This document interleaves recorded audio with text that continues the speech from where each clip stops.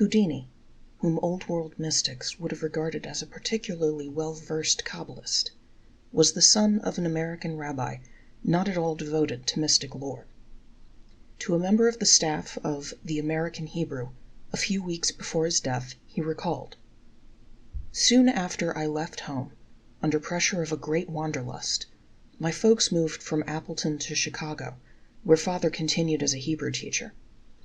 And here's something few ever heard me tell about. I taught Hebrew myself, assisting my father in teaching beginners. A few years later, we moved to New York, where conditions were so precarious for a while that Father had to sell some of his finest Hebrew books. It was in New York also that I attained bar mitzvah, the memory of which I still cherish. As I recall, it was Dr. Bernard Drachman who confirmed me and who learned my identity in after years."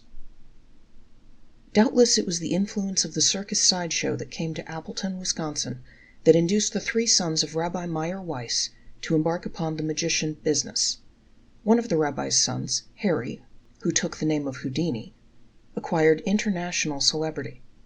That side of Harry Weiss Houdini's career, which was least known, was his interest in Jewish affairs and philanthropies.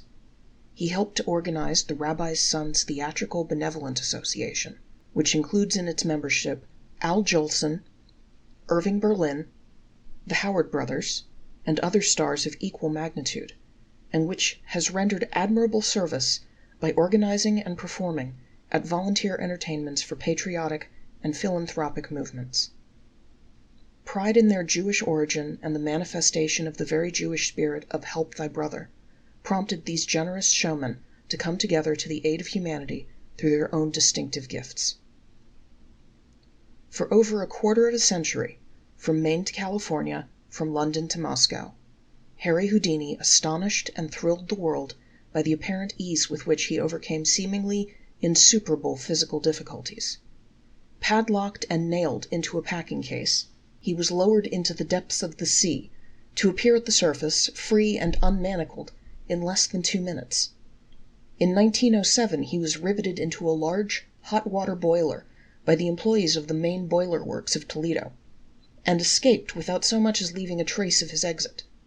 To the general public, Houdini was known as a strongman, illusionist, possessed with some weird natural or supernatural force. What was the real nature of Houdini's marvelous powers?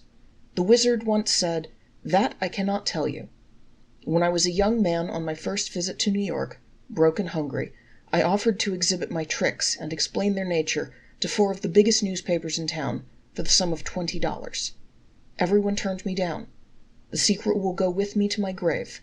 If it were anything in the nature of a contribution to science, anything that might help humanity, I would assuredly disclose it, but it is not. The secret is peculiar to myself, and it is improbable that there will be another individual in several generations so oddly constituted. For one thing, I was born with an inordinate physical strength."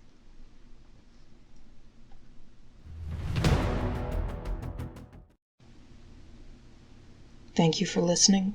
Please don't forget to like and subscribe.